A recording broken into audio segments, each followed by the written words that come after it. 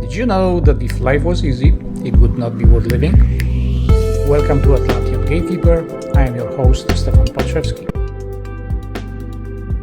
It is interesting that when I was uploading the last episode and I was planning to do a segment on death and dying, that very night my sister died. She died on January the 22nd in the morning. However, she wasn't in her body already for 2 weeks.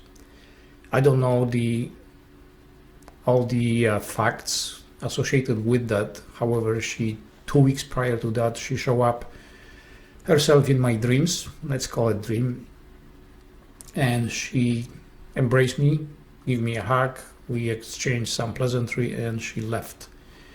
I knew from that, because I experienced stuff like that more often than I am willing to admit. People come, this way they say goodbye. When they appear in my dreams, they usually means that they are gone. As I already mentioned, she wasn't in her body already 2 weeks prior to that. I don't know all of these details, how this whole thing was unfolding, but from what I understand, from what brief interaction with her was, she was suffering dementia and she wasn't any longer in her body. This may sound a little bit unusual to some people, but what we know about death and dying is very limited. Since people are more interested in the world outside, they pay attention to stuff that is really not important. We, in that process, lost all the knowledge that we had about what life is all about. Our life is not the real life here in the physical form. This is near life experience. Our actual life is unfolding somewhere else with multitude of options and possibilities. We have at our disposal many layers where we can experience life with different settings where are not available here right now on Earth, even though all those settings, they look exactly like Earth, but because of the different elements in it, they are simply in different layers. This is a little bit complicated. It might sound complicated to you, but it's actually very straightforward. All possibilities exist. They are part of one field, and each individual needs to tune in to those specific aspects of individual life to experience all those elements of that life that we desire to. With that, we have, as I already mentioned, there are billions and billions of possibilities with one form that we can experience. That knowledge about what life and death is was something that we understood. We knew very well how that works.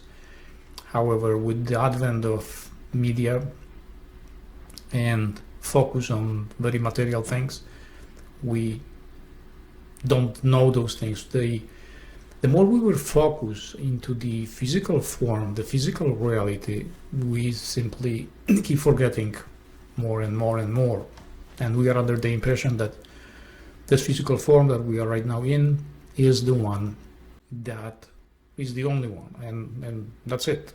Each one of us, either you like it or not, at some point are going to be free from this physical form and enter the world that is very familiar, very interesting to us. It's amazing over there, but this is hidden from us. This is necessary to be hidden from us, otherwise we would not have the ability to experience all those elements that we don't like it, at least that we are under the impression that we don't like it. We chose them. We are the one who precisely analyzed every element of our life or near life experience, and we decided to experience them the way they are.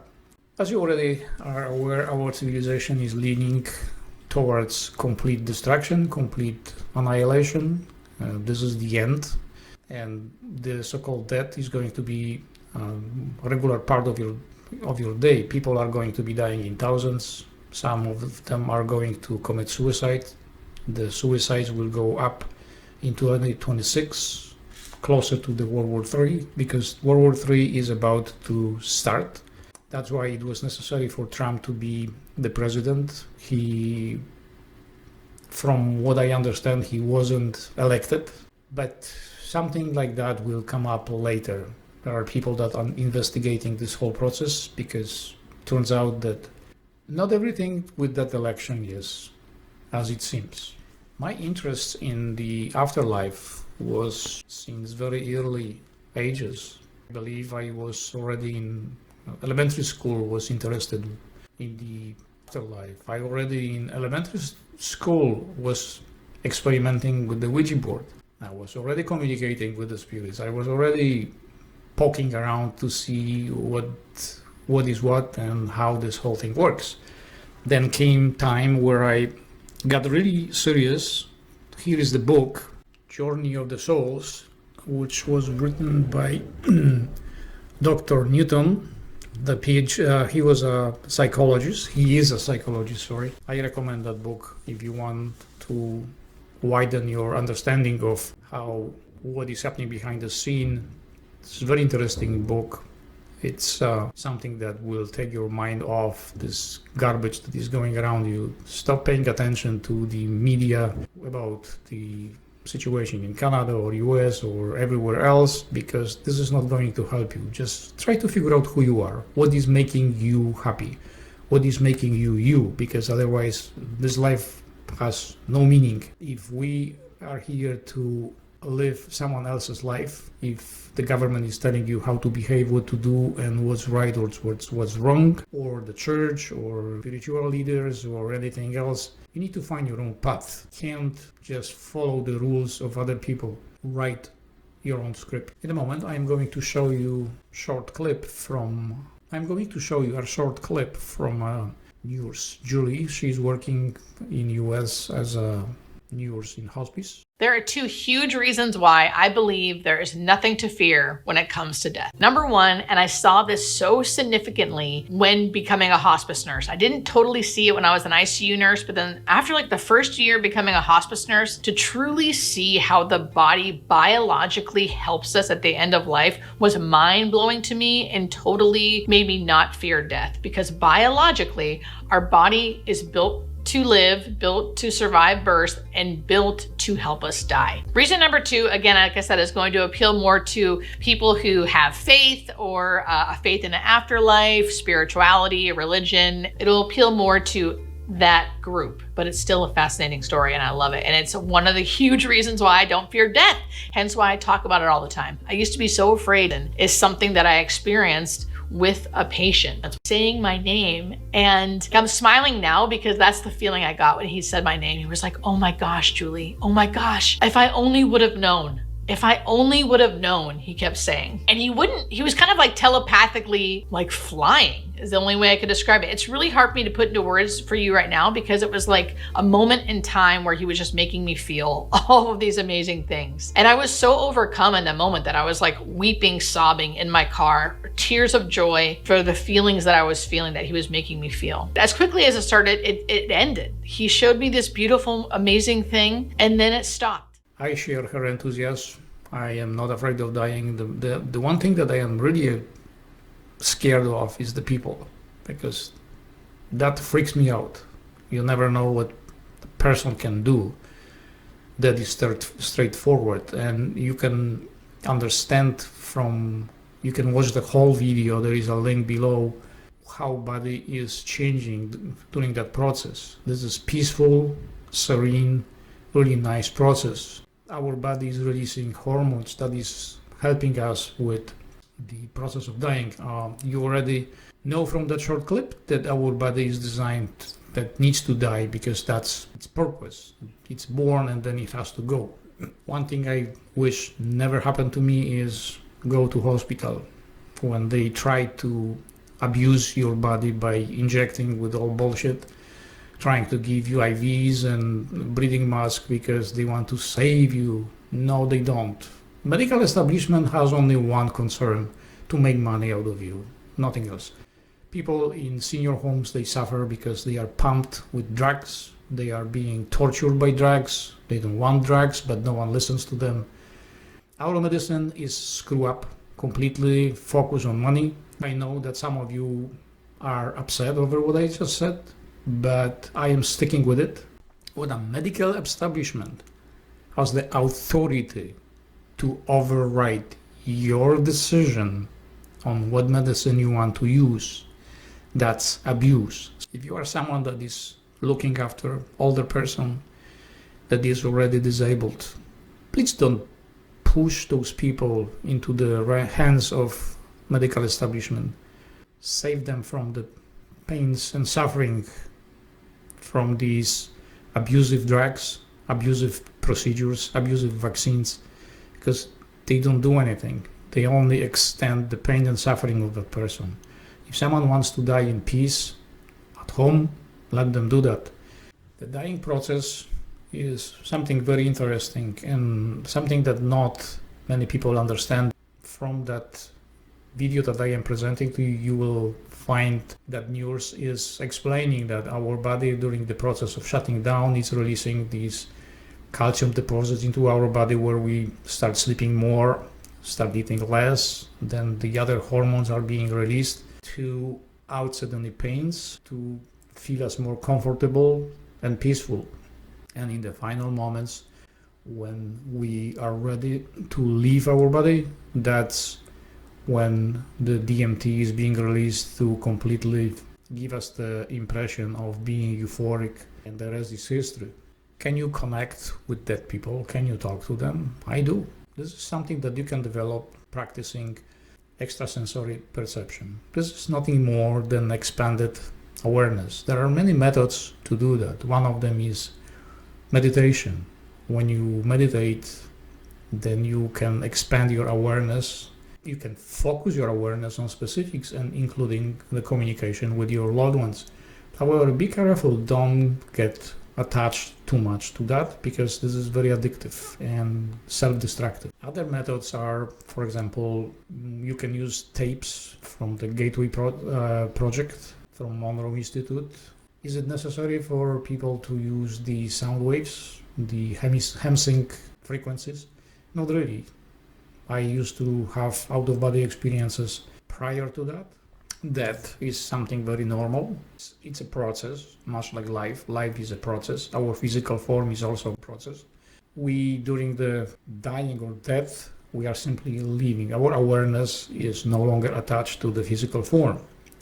We are under the impression that when we leave our body, we are living that with our soul, with our spirit. It is nothing more than awareness that is focused and enveloped in energy field. That spirit is also divided into further more elements, because inside of that spirit or soul, whichever you look at this, whatever your knowledge is about that, is that there is this essence which is non-specific, which is non-human.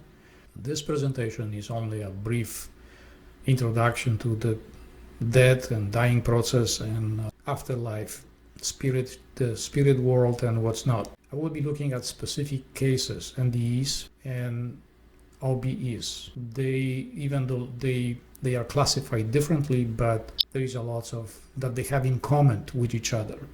The idea that during NDE we are completely disconnected with this physical form is not correct. In fact, the most frequent overlooked part of this experience is one thing, and that is the observer effect, or the double slit effect. It doesn't matter if you are a scientist or religious person, those things are overlooked completely. Time does not exist, and then that's why there are so many confusion about this, like you were dead and now you are not dead, and that doesn't work that way. In case of OBE, our awareness is completely removed from the physical form. We are, in fact, people with OBEs, they can perform certain tasks, which is known as a telekinesis. Just remember that part of the process of life or near-life experience, that is something that is necessary, something that is part of that experience and should not be feared. In fact, it wasn't. We were looking forward to it. In some culture, we still have it that when someone dies, they have a big feast and celebrations. They are happy, they are singing, they are dancing. However, in our societies, it's not the case. People are sad, people are upset, people are terrified because this is a lot of misinformation. And right now, since our civilization is collapsing, this is part of the process. We are ending certain cycle and entering another. Therefore, all the forms that are here, they need to stop to exist. This is frightening to everyone, but at the same time, this is your test for you. You design it. You wanted to see how you will respond to this knowledge that you have to go. You have no choice. There is no other option for you. Based in that, the next experience that you choose, you will know how you are going to handle certain situations. If you have someone in care, please let them die with dignity. Don't torture them. Don't with drugs. Don't torture them with sending them to hospital. If you really have tough time looking after them, send them to hospice. It's much better. Now I have an extra bonus for you. I know that some of you are hardcore religious people, some of you are hardcore spiritual people, some of you are hardcore simply atheists. But once in a while, someone has very open mind. I'm going to play you a small audio clip from audiobook that was written in 1952 by Neville Goddard. In that book, he's making a statement about what Jesus is. This may help you better understand what that actually is. For now, I will be wrapping up this segment. Please do subscribe if you didn't yet. Please do give me some like, because that helps a lot with Google. And of course, tick off the bell icon so you can be notified when new material is coming in. Thank you for being with me here today, and until next time. Christ is not to be found in history, nor in external forms. You find Christ only when you become aware of the fact that your imagination is the only redemptive power.